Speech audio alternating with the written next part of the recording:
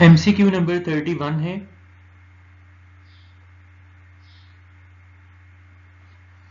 इसमें आपसे पूछा गया है कि definite integral of 1 minus x square square root इसका क्या होगा। तो देखें, सबसे पहले हमें फॉर्मूले की अंडरस्टैंडिंग होनी चाहिए। अगर आपके पास ये फॉर्मूला है 1 माइनस साइन एक्स स्क्वायर, तो चैप्टर नंबर 2 में आपने याद किया था कि जब हम साइन इनवर्स ऑफ एक्स का डेरिवेटिव लिया करते थे तो हमारे पास रिजल्ट इसके इक्वल आता था। अब हमें इंटीग्रेशन की बात करनी है, तो उस फॉर्मूले की कंसेप्ट से आप जरा इसको सॉल्व कर सकते हैं। जब आप दोनों साइड्स को इंटीग्रेट करेंगे तो ये डेरिवेटिव और इंटीग्रेशन एक दूसरे के इफेक्ट को कैंसिल करेंगे। तो आप देखें, चैप्टर नंबर 2 का फॉर्मूला आपने याद किया हुआ था, तो ऑटोमेटिकली वहां से ये चैप्टर नंबर 3 का रिजल्ट आपने बना लिया, तो ये इसके इक्वल आ गया। अब आप जरा देखिए, आपने लिमिट अप्लाई करनी है। लोअर लिमिट गिवन है equal to 0 and upper limit is equal to 1। तो 0 से लेके 1 तक आपने इंटीग्रेट करना था, लेफ्ट साइड पे भी इंटीग्रेट कर दें फ्रॉम 0 टू 1।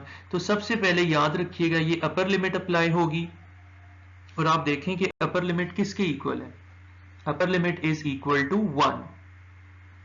तो सबसे पहले हम x को रिप्लेस कर देते हैं विद 1, तो ये हुआ sine inverse of 1 minus lower limit apply होगी साइन इनवर्स ऑफ 0। तो साइन इनवर्स ऑफ 1 होता है 90 डिग्रीज यानी पाई बाय 2, और साइन इनवर्स ऑफ 0 होता है 0। तो final answer will be equal to pi by 2। Delta option is the correct option. MCQ number 32। इसमें आपने जो गिवन फंक्शन है secant x into tan x, इसकी इंटीग्रेशन करके दिखानी है फ्रॉम 0 टू पाई। आप जरा देखें कि यूनिट नंबर 2 में आपने एक फॉर्मूला स्टडी किया था कि derivative of secant x is equal to secant x into tan x. Chapter number 2 में आपने इसको याद किया होगा। अब आपको जो है इसकी इंटीग्रेशन रिक्वायर्ड है, तो आप कह दें कि integrate both sides with respect to x। तो ये डेरिवेटिव और इंटीग्रेशन एक दूसरे के इफेक्ट को कैंसिल करेंगी। तो आप देखें रिक्वायर्ड रिजल्ट क्या आया, secant x multiplied by ten x की इंटीग्रेशन मिल गई इक्वल टू सीकेंट x। अब आप देखें इसकी लोअर लिमिट 0 है, अपर लिमिट पाई है, तो 0 टू पाई इसको आप इंटीग्रेट करेंगे, लेफ्ट हैंड साइड पे भी ये लिमिट अप्लाई हो जाएगी। According to fundamental theorem of calculus, ये लिमिट मालूम करने के लिए सबसे पहले अपर लिमिट अप्लाई होगी, तो x will be replace by pi, and then lower limit apply होगी। Secant pi is equal to -1 and secant 0 is equal to 1। तो -1 और -2 ऐड होकर -2 हो जाएंगे। So Charlie option is the correct option. MCQ number 33, f of x is equal to dx। देखें यहाँ कुछ information आपने एक याद रखनी है, कुछ बातें यहाँ पे जरूरी हैं आपने याद रखनी है। ये जो नीचे की साइड पे नंबर होता है इसको छोटा होना चाहिए, एंड अगर ये छोटा हो तो this is called lower limit, और ऊपर वाले नंबर को a से ग्रेटर होना चाहिए, और ऊपर वाला नंबर इसको हम कहते हैं अपर लिमिट। ठीक है, जब हम लिमिट्स की पोजीशन को चेंज करते हैं, अगर हम ऊपर वाले को नीचे ले आए और नीचे वाले को ऊपर ले जाएं, तो रिजल्टिंग इंटीग्रल जो होगा उसका साइन ऑपोजिट हो जाएगा। अब देखें इसका साइन पॉजिटिव है ना। अब मैं ये जो है लिमिट्स है इनको चेंज कर देता हूँ, b को नीचे ले आया, a को ऊपर। तो इस इंटरचेंज के नतीजे में as a result of this interchange balance करने के लिए आपने साइन चेंज करना होगा। ये एक इंटीग्रेशन की प्रॉपर्टी है, यही आपसे पूछी गई थी। तो beta option is the correct option. Next MCQ number 34, the solution of the differential equation y dx plus x dy is equal to what? आप देखें जरा, हम यहाँ पे इसको नोट डाउन कर लेते हैं। सबसे पहले हमें गिवन है हमें गिवन है y dx plus x dy equals 0। तो ये जो dx वाली टर्म है इसको हम शिफ्ट करवा देते हैं on to right hand side. Right side पे आके होगा माइनस y इंटू dx। अब dy ओवर dx चाहिए, तो आप लिख सकते हैं divide both sides by x dx, ताकि यहां से x खत्म हो जाए और यहां से dx खत्म हो जाए। तो dx जो है वो आप कह सकते हैं dy के नीचे आ जाएगा, और x जो है वो y के नीचे आ जाएगा।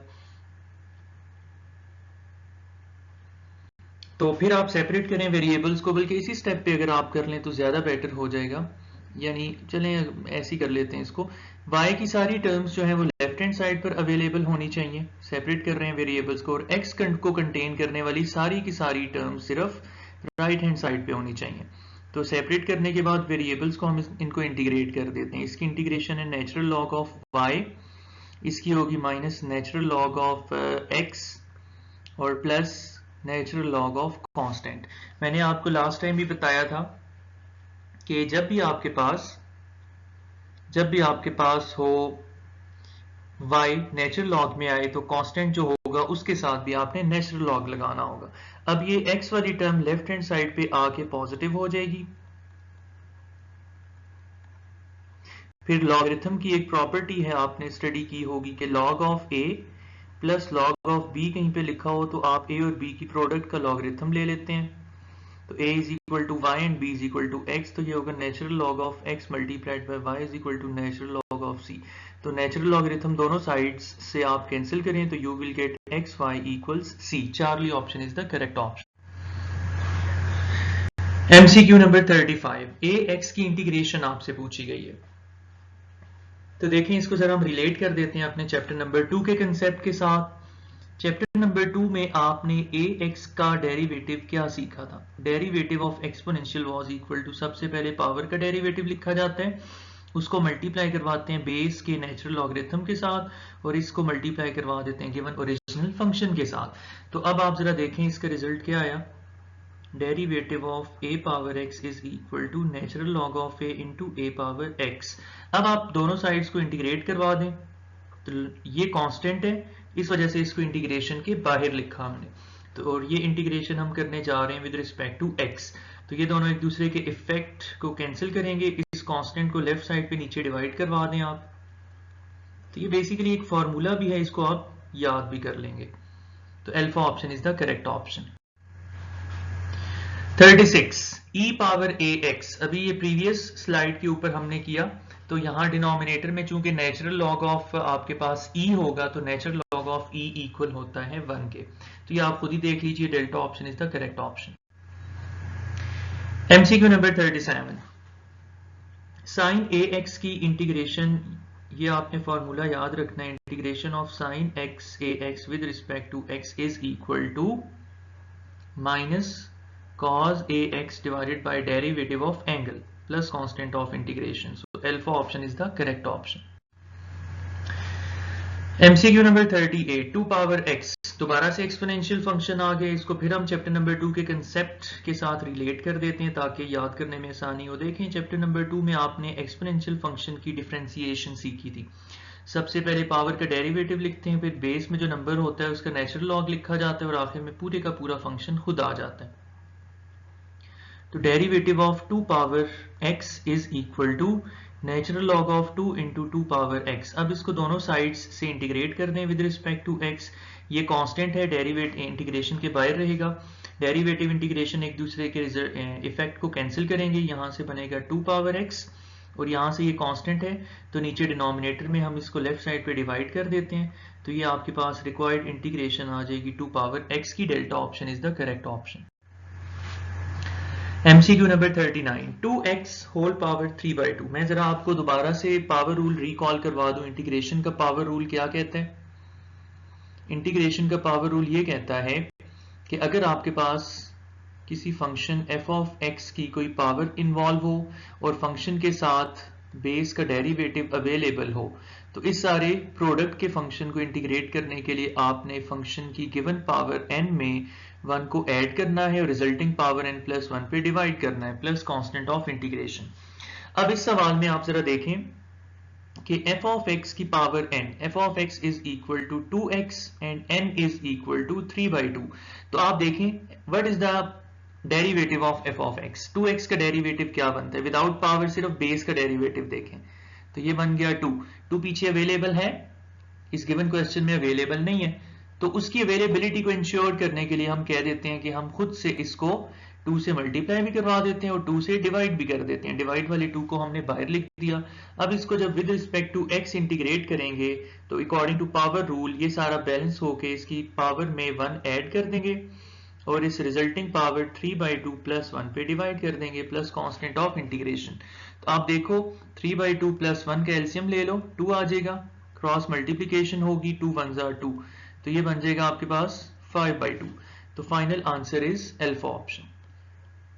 इसको अगर मैं जरा कंप्लीट कैलकुलेशन आपको करके दिखा दूं तो 2x की होल पावर बनी ना 5/2, तो नीचे देखें हो जाएगा आपके पास 5/2। अब ये 2 इस 2 से कैंसिल होगा तो final answer will be alpha option. इस लेक्चर का लास्ट एमसीक्यू है। इसके लिए पहले भी एक रिजल्ट मैंने सिखाया था, वही रिजल्ट दोबारा यहाँ एप्लीकेबल होगा। मैं आपको फॉर्मूला बता देता हूँ। अगर आपके पास e की पावर ax अवेलेबल हो और अंदर कोई फंक्शन हो a f of x plus उसका डेरिवेटिव भी साथ ऐड हो रहा हो, अगर इस फॉर्म का कोई फंक्शन हो तो विद रिस्पेक्ट टू x जब इंटीग्रेट करेंगे हम तो उसका आंसर आएगा e power ax multiplied by f of x plus constant of integration. अब जरा आप याद रखिएगा यहाँ पे आपने जो कांस्टेंट है उसको इक्वल लेना है, a को इक्वल टू 2 गिवन है। कैसे पता चला मुझे? यहाँ पे और यहाँ से देखने से पता चला। ठीक है, उसके बाद जो फंक्शन है वो आपने इक्वल लेना है cos ऑफ x के, और आप जानते हैं कि f ऑफ x का डेरिवेटिव क्या हो जाएगा? cos x का डेरिवेटिव माइनस sin x। अब सारी कंडीशंस फुलफिल हो रही हैं। कौन सी कंडीशंस फुलफिल हो रही हैं? e की पावर ax मौजूद है, फिर अंदर a into f of x यानी कि cos x मौजूद है, और आगे जो है f का डेरिवेटिव अवेलेबल है in the form of sum. तो इसको जब with respect to x integrate करेंगे तो आंसर ये वाला आ जाएगा, e की power ax with a is equal to 2 into f of x with f of x cos of x। तो beta option is the correct option.